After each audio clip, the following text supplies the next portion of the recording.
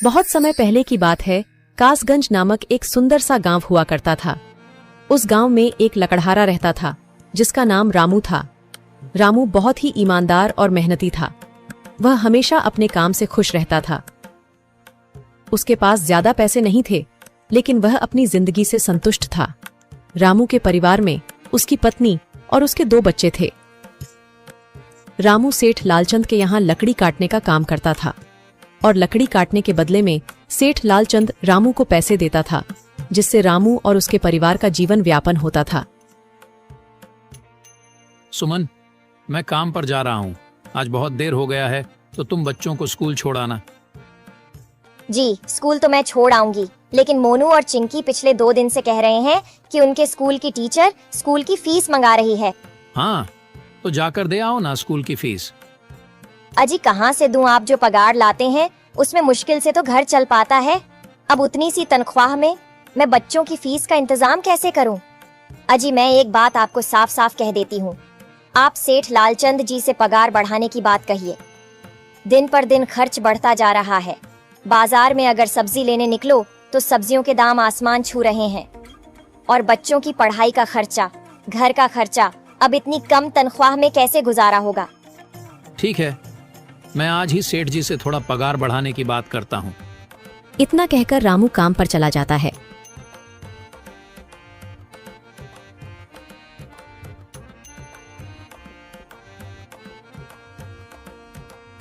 अरे भाई, आज तो पगार का दिन है।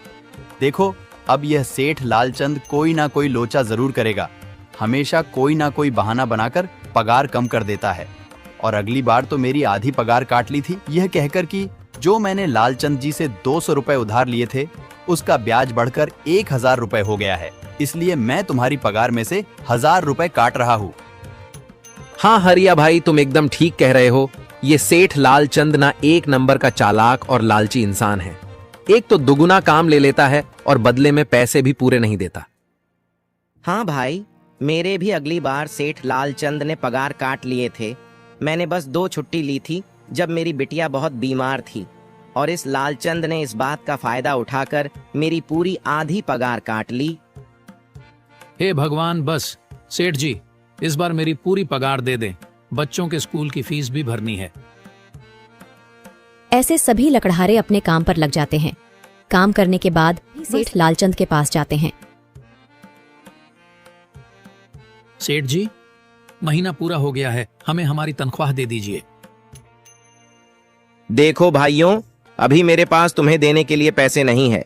अभी माल नहीं बिका है, सारा माल गोदाम में ही पड़ा हुआ है। कल या परसों तक तुम्हें तुम्हारी तनख्वाह मिल जाएगी। पर सेठ जी, अभी हमारे पास बिल्कुल पैसे नहीं बचे हैं। घर का भी सामान लाना है, बच्चों की फीस भरनी है। अरे मैंने कहा तो सही, 1-2 दिन और रुक जाओ, कल या परसों तक पैसे मिल जाएंगे। अभी मेरे पास पैसे नहीं है। सभी लकड़हारे निराश मन से अपने अपने घर आ जाते हैं। अजी क्या हुआ? इस बार कितना पगार मिला है? सुमन, अभी कोई पगार नहीं मिला। सेठ जी ने कहा है कि 1-2 दिन में पगार मिल जाएगा। पगार नहीं मिला? आपको तो पता है ना, बच्चों की फीस भरनी है। इनकी स्कूल टीचर ने आज साफ साफ चेतावनी दे दी है कि अगर कल फीस नहीं लाई तो बच्चों को घर पर ही बिठा लेना। अब बताओ मैं क्या करूं? मैं क्या करूं सुमन, ये सेठ जी समय पर कभी पैसे देते ही नहीं है। अब तो बस हम इंतजार के सिवा और कुछ नहीं कर सकते। 1-2 दिन की बात है, देख लेते हैं। ऐसे ही 2 दिन गुजर जाते हैं। 2 दिन बाद सेठ लालचंद सबको पगार देता है। अरे हरिया, ये ले अपनी इस महीने की पगार। सेठ जी, यह तो बस 2000 है। मैंने तो इस महीने 3000 तक का काम किया है। हाँ, काम तो किया है, लेकिन तूने 1-1 घंटे आराम भी तो किया है। ये पैसे उसी आराम के कांटे हैं। पर सेठ जी, आपने तो कहा था 8 घंटे काम के महीने में 3000 मिलेंगे, और मैंने तो 8 घंटे काम किया और 1 घंटे आराम। देख हरिया, मुझे ज्यादा हिसाब किताब ना समझा। ये 2000 रख, अगर चाहिए तो, और अगर नहीं चाहिए तो कहीं और काम ढूंढ ले। बेचारे हरिया के पास उन पैसे को लेने की सिवाय और कोई रास्ता नहीं था। हरिया चुपचाप वह पैसे रख लेता है। रामू, ये लो तुम्हारे 2500 रुपए। पर सेठ जी, 2500 क्यों? मेरे तो पूरे 3000 बनते हैं ना। मैंने तो कोई छुट्टी भी नहीं की और ना ही कोई आराम। मैंने तो अपना सारा काम समय पर किया है। हाँ, समय पर तो किया है, पर इस समय बाजार में लकड़ियों का दाम काफी सस्ता हो गया है। इस वजह से अभी तुम्हें भी पगार कम ही मिलेगी जब तक लकड़ियों का दाम नहीं बढ़ता। पर सेठ जी, बात तो 3,000 की हुई थी ना, अब 2,500 में मैं कैसे घर चलाऊंगा? बच्चों की स्कूल की फीस भी भरनी है सेठ जी। इस बार आप पूरे पैसे दे दीजिए। 2,500 ही मिलेंगे तुझे। यहाँ काम करना है तो कर, वरना कहीं और काम ढूंढ ले। बेचारे हरिया के पास उन पैसे को लेने के सिवाय और कोई रास्ता नहीं था।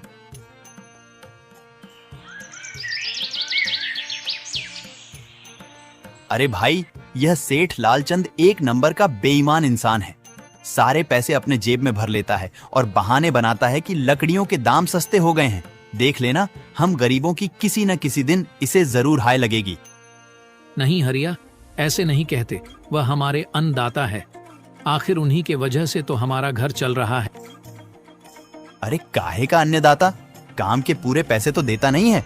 पूरे महीने मेहनत करके भी क्या मिलते हैं? बस ये 2,000 रुपए। इसमें घर खर्च कैसे चलाएं?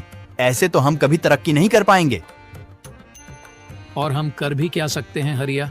हमें लकड़ी काटने की सिवा और कोई काम कहाँ आता है? और कोई काम खोलना भी चाहे तो उसके लिए हमारे पास इतने पैसे कहाँ हैं? अब जो भी हो, हमारा तो बस ये सेठ लालचंद ही सहारा है ना। कुछ देर बातें करने के बाद अपने घर की ओर निकल पड़ते हैं। जी आ गए आप। कितनी पगार मिला है? सुमन, इस बार सेठ जी ने बस 2,500 रुपए ही दिए हैं। बस 2,000? इतने में कैसे घर चलाएंगे? बच्चों की फीस में ही 1,000 रुपए निकल जाएंगे। फिर 1,500 में क्या क्या करेंगे? अब मैं क्या कहूँ सुमन, अब तुम्हें इसी में ही गुजारा करना होगा। तुम सबसे पहले बच्चों की फीस भर देना, इसके बाद बाकी का मैं देखता हूँ। अजी आप क्या देख लोगे? सेठ जी से पूरे पैसे तो मांगे नहीं गए आपसे? नहीं सुमन, मैंने सेठ जी से पैसों के लिए कहा था, पर सेठ जी ने साफ इनकार कर दिया और कहा, यह लेना है तो लो, वरना कहीं और काम ढूंढ सकते हो। मैं सोच रहा हूं कि लकड़ी काटने के बाद मैं कहीं और भी काम ढूंढ लूं। सेठ जी के यहां से काम करने के बाद मैं दूसरी जगह पर काम किया करूंगा, इससे कुछ ज्यादा आमदनी हो जाएगी। आज ही मैं सेठ जी के यहां पर काम करने के बाद और भी जगह काम ढूंढने जाऊंगा। इतना कहकर रामू काम पर निकल जाता है और जैसा कि रामू ने कहा था, वह लालचंद के यहाँ काम करने के बाद काम की तलाश में निकल जाता है। रामू पूरे गांव में काम ढूंढता है, दुकानों दुकानों पर जाकर लोगों से काम मांगता है, मगर हर जगह रामू को केवल निराशा ही हाथ लगती है। अंत में थक हार कर रामू वापस जाने लगता है। तभी वह देखता है कि अचानक बहुत सारे भैंसों का झुंड उसकी तरफ दौड़े आ रहा है। यह देखकर रामू बहुत डर जाता है। वह इधर उधर देखता है तो उसे एक गुफा दिखती है और वह गुफा में जाकर छुप जाता है। जब भैंसों का झुंड वहां से निकल जाता है तब रामू की जान में जान आती है।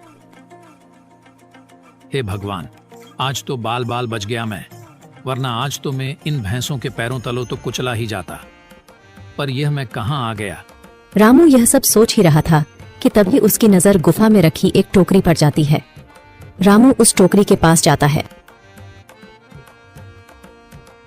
ये कैसी गुफा है? ये कैसी टोकरी यहाँ पड़ी है? इसे मैं घर ले जाता हूँ, सामान रखने के काम आ जाएगी। रामू जैसे ही उस टोकरी को हाथ लगाता है, गुफा में से एक आवाज आती है, रुक जाओ, इसे छूने की कोशिश मत करो। यह आवाज सुनकर रामू एकदम पीछे हट जाता है। तभी गुफा में एक जिन्न प्रकट हो जाता है और वह रामू से कहता है, कौन हो तुम और मेरी गुफा में क्या कर रहे हो? मुझे माफ करना, आप जो भी हो। कुछ भैंसों का झुंड मेरे पीछे पड़ गया था और उनसे बचने के लिए मैं इस गुफा में आकर छिप गया और फिर मेरी नजर इस टोकरी पर गई। माफ कीजिए, मुझे लगा यहाँ कोई नहीं है तो यह टोकरी किसी की नहीं होगी, इसलिए मैंने इसे छुआ। रामू, तुम्हें डरने की जरूरत नहीं है। मैं तुम्हारे बारे में सब जानता हूँ।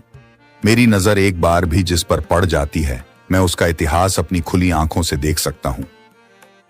पर आप है कौन और आप इतने विचित्र क्यों दिखाई पड़ रहे हैं? आप अपना परिचय दीजिए। कौन है आप? मैं एक जिन हूँ और मैं कई सालों से इस गुफा की रक्षा कर रहा हूँ। यह गुफा मेरे पूर्वजों की है। इस गुफा में केवल वही इंसान घुस सकता है जिसका मन बिल्कुल पवित्र हो। अगर तुम अपवित्र होते तो तुम इस गुफा में कभी नहीं घुस पाते। तुम एक सच्चे इंसान हो, इसलिए तुम इस गुफा में घुस पाए और इस टोकरी को छू पाए।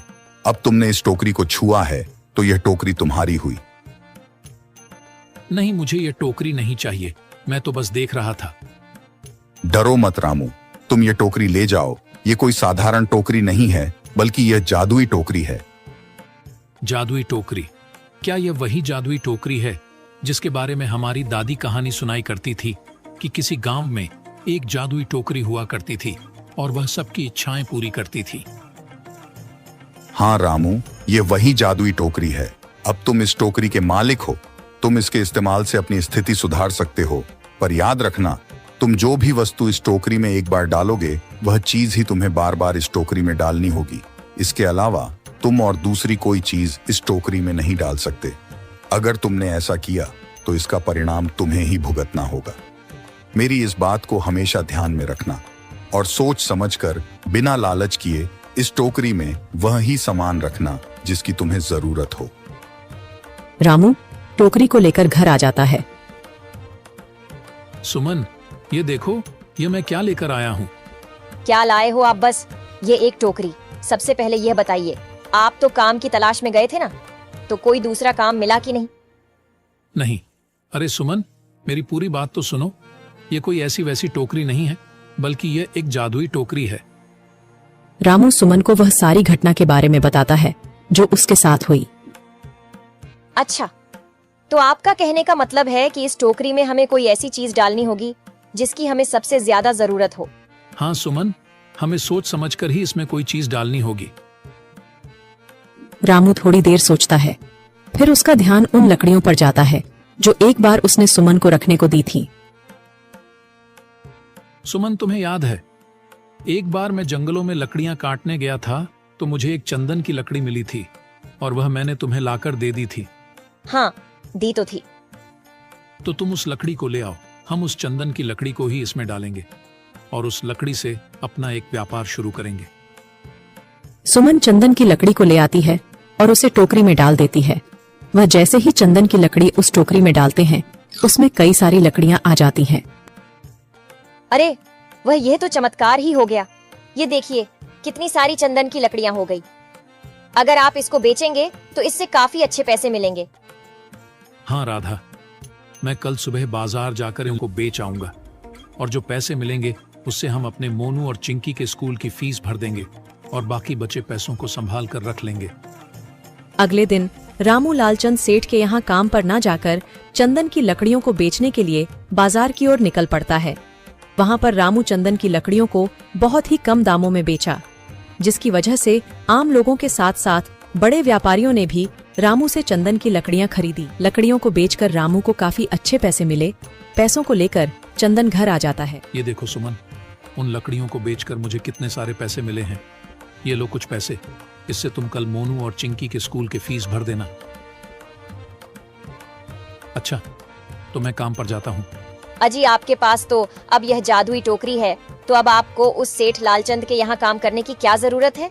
हाँ सुमन, मैं सेठ लालचंद जी के यहाँ काम पर नहीं जा रहा, बल्कि मैं तो वहां पर जो काम कर रहे बाकी के लकड़हारे हैं उन्हें ये खुशी की खबर देने जा रहा हूँ, क्योंकि सेठ लालचंद जी से मेरे साथ साथ वह लकड़हारे भी बहुत परेशान थे। इसलिए अगर मेरा भला हो रहा है तो क्यों ना मैं उन सभी का भला करूं। वह सभी बहुत ईमानदार लकड़हारे हैं, वह सभी बहुत मेहनत से काम करते हैं, मगर लालचंद ने कभी भी उनको उनकी मेहनत के सही पैसे नहीं दिए। इसलिए मैंने सोचा है क्यों ना मैं उनको अपने इस काम में शामिल कर लूं। हाँ जी, बात तो आपकी बिल्कुल सही है।